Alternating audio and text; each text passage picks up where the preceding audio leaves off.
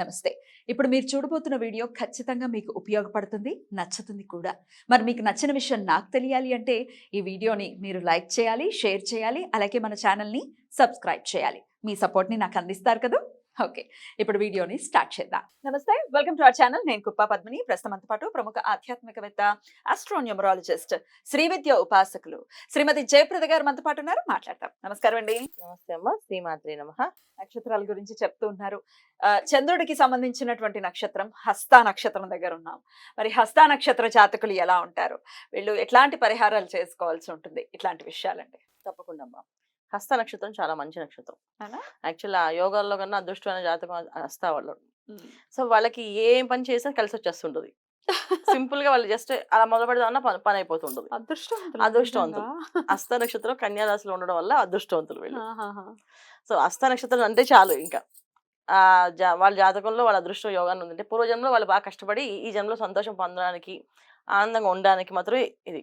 చాలా తక్కువ మంది ఈ హస్త నక్షత్రం పుట్టి మేము ఇబ్బందులు పడుతుందని చెప్పేవాళ్ళు చాలా తక్కువ మంది. ఎంత తక్కువ మంది అంటే మనం వేల మంది లెక్క పెట్టచ్చు.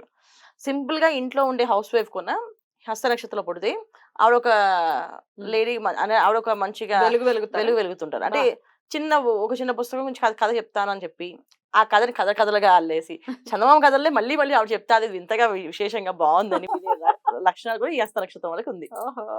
అంటే చిన్న చిన్న విషయం, అది తెలిసిన విషయం ఆవిడ చెప్తుంటే అదేదో గొప్పగా ఉంది, బాగుంది అని మళ్ళీ వింటుంటాం అనమాట. సో వీళ్ళకి ఆ లక్షణాలు ఎక్కువగా ఉంటాయి. అంటే మనుషుల్ని ఆకట్టుకోవడం, మనుషులతో మాట్లాడే విధానాన్ని, మనుషుల్ని అర్థం చేసుకోవడం, వాళ్ళకి ఏం కావాలో ఆ విధంగా ఇవ్వడానికి స్థిరంగా ఉండేవాళ్ళు వీళ్ళు అని ఒక విధంగా చెప్పాలంటే కొంచెం బుద్ధిమంతులే అని చెప్పచ్చు. అంటే ఎదురు చెప్పేది విని చేస్తామంటే అది బుద్ధిమంత లక్షణం కదా. ఇదంతా చంద్రుడి వల్ల అండి. చంద్రుడి వల్ల ప్లస్ కన్యా రాశిలో ఉండడం వల్ల, బుధుడి వల్ల చంద్ర బుధుడు కలడం వల్ల మనుషులు ఆకట్టుకునే శక్తి చంద్రుడి వల్ల వచ్చింది. ఆ కన్యలో ఉండడం వల్ల ఏ మనిషిని ఎలా చెప్తే ఎలా మౌల్డ్ చేసుకోవాలనేది ఈ కన్యా రాశిలో ఉండడం వల్ల వచ్చింది. ఎందుకంటే కన్యా రాశిలోనే బుధుడు వచ్చి పొందుతాడు.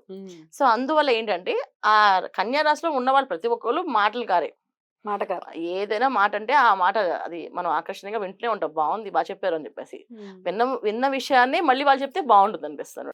అలాగా బాగుండే విషయాలు. సో హస్త నక్షత్రం వల్ల సింపుల్ గా ఖచ్చితంగా అలాగే ఉంటారు వీళ్ళు. ఎక్కడికైనా అడవిలోకి వెళ్ళి బతికేస్తారు అనమాట. అంటే మాట మంచిదైతే ఊరు మంచిది అవుతుంది అని చెప్తారు కదా. ఈ ఊరు మంచిదా అంటే నీ నోరు మంచిదా అని అడుగుతారు కదా, సామెత ఉంది కదా. సో ఆ లెక్కలో హస్త నక్షత్రం అని అలాగా. కానీ మహా కోపం ఎక్కువ వీళ్ళకి. మాట పడరు, సమాధానం గట్టిగా చెప్తారు. ఇవన్నీ లక్షణాలు ఉన్నాయి. ఇవన్నీ మైనస్ లక్షణాలు వీళ్ళకి. సో ఏదైనా నచ్చలేదు అనుకోండి గట్టిగానే మాట్లాడతారు.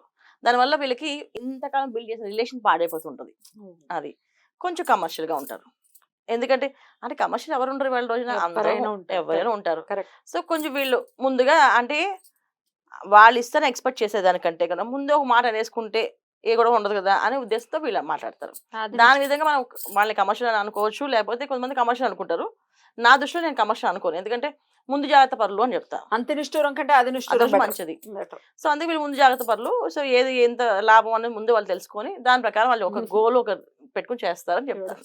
సో ఈ హస్త నక్షత్రం వాళ్ళు ఈ లక్షణాలు పెడతారు. సో వీళ్ళలో ఉన్న ప్లస్ పాయింట్ ఏంటంటే వీళ్ళ చేత ఏ పనైనా చేశారంటే ఆ పని విజయవంతం అవుతుంది. సో వీళ్ళ చేత ఏదైనా వస్తువు తీసుకున్నాం అనుకోండి అది వాళ్ళకి కలిసి వస్తుంది. Lucky hands. అది హస్త అంటేనే హస్తాలు కదా. సో వీళ్ళ చేత్తో అంటే వాళ్ళ మనస్ఫూర్తిగా ఇది మీకు బాగుంటుంది, నేను చెప్తున్నా మీరు ఇచ్చే కదా మీకు సక్సెస్ అవుతారు అని అన్నారంటే అవుతుంది. అంటే ఇక్కడ మళ్ళీ ఏంటి అంటే అలా అన్న రేపటి నుంచి అందరూ మేము హస్త నక్షత్రం మా చేత ఇస్తాం ఏం జరగట్లేదు అని చెప్పి కామెంట్స్ పెడతారు మళ్ళీ. ఇక్కడ ఏంటంటే అనుకోకుండా కొన్ని విషయాలు మనం ఏదో ఒక ఎమోషన్కి మాట్లాడుతుంటాం. ఒక లేడీస్ కానీ జెంట్స్ కానీ ఎవరైనా ఒక ఎమోషన్ గురి ఇలా బాధపడుతూ ఉంటాం, ఇలా జరుగుతుందని టక్కని వీళ్ళకి ఒక థాట్ అనిపించి ఇది ఇలా చెయ్యి, ఇది బాగుంటుంది, ఇది తీసుకెళ్ళు, ఇది కొనుక్కో, ఇది పెట్టుకోవాలంటే అది జరుగుతుంది. అంతేగాని పనివేళ మాకు ఇంకా రేపటి నుంచి నిన్న హస్త నక్షత్రం నా చేతి ఇచ్చో జరుగుతాయని చెప్పి అలా ఇస్తే కాదు, అనుకోకుండా జరుగుతుంది. అనుకోకుండా ఆ ఎమోషన్ వీళ్ళకున్న దానికి కొంచెం కనెక్ట్ అవుతారు.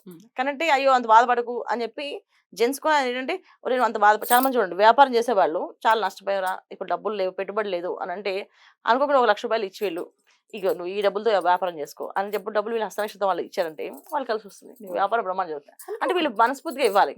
అందుకే నీ హస్త నక్షత్రం నువ్వు ఇస్తే నాకు జరుగుతున్నా అని అడిగి తీసుకోకూడదు. వాళ్ళంతటి వాళ్ళుగా వాళ్ళు తీసి ఇవ్వడం వల్ల వీళ్ళు కలిసి వస్తుంది. అది హస్త నక్షత్రం వాళ్ళకు ఉన్న లక్షణాలు. మార్చుకోవాల్సిన విషయాలు ఏంటండి వీళ్ళు? కోపం నాన్న.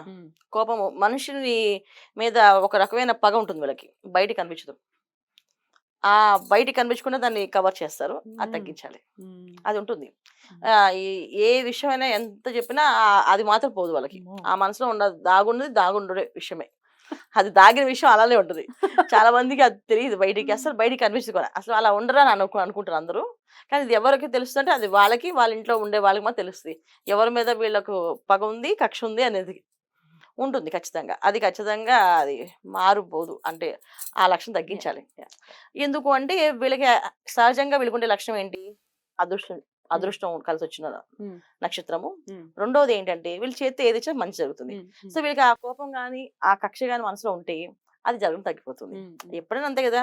మంచిని కోరితే మంచిని పంచుతాం, చెడుని కోరితే చెడు పెరుగుతుంది. అంటే మనకు ఒక రోజు మన మైండ్ చెడుగా మారుతుంది. సో ఈ లక్షణం వీళ్ళకి ఒక్కటే మైనస్, మిగతా ఏం లేవు. కాకపోతే ఇది ఎవరికి తెలియదు. అది వాళ్ళ అంతర్గతంగా వాళ్ళకే తెలుసు ఆ విషయం. సో అది తగ్గించుకోవాల్సింది. ఏ ఫీల్డ్స్ లో ఉంటే వీళ్ళు బాగా రాణిస్తారు అనుకోవచ్చండి? జనరల్ గా డాక్టర్స్ ఎక్కువగా ఉంటారు ఈ దీంట్లో. ఎందుకంటే హస్తవాస్య చేయగలరు వీళ్ళని చెప్పని. హోమియోపతి బాగా చేయగలుగుతారు. హోమియోపతి చాలా ఇంట్రెస్ట్ ఉంటుంది. తర్వాత ఆయుర్వేదిక్ లో తక్కువ, హోమియోపతిలో ఎక్కువ మంది ఉంటారు. తర్వాత ఇంకెక్కువ ఎక్కడ ఉంటారంటే యాక్టింగ్ ప్రొఫెషన్ లో మంచి యాంకర్స్ గా. ఎందుకంటే ఎదుటి వాళ్ళు చెప్పేది వీళ్ళు ఎనాలిసిస్ చేసి అని చెప్పగలం అని చెప్పి చెప్తారు చూడండి. అది ఈజీగా అది యాంకర్స్ గా వస్తుంది. సో అలా యాంకర్స్ గా ఉండడం.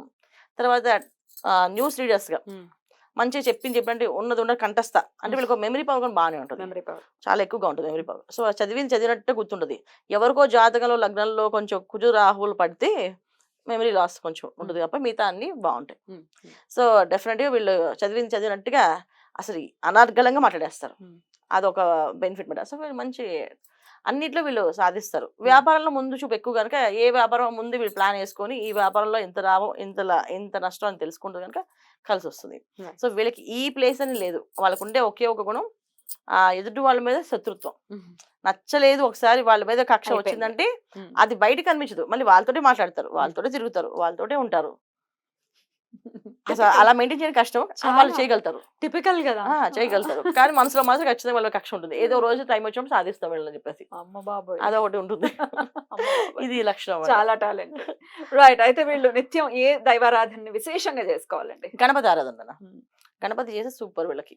సో గణపతి చేయడం వల్ల ఏమవుతుందంటే కొంచెం వీళ్ళకి చాలా మందికి శాస్త్రాల్లో కొన్ని చాలా లోతు శాస్త్రాలు కొన్ని ఉంటాయి.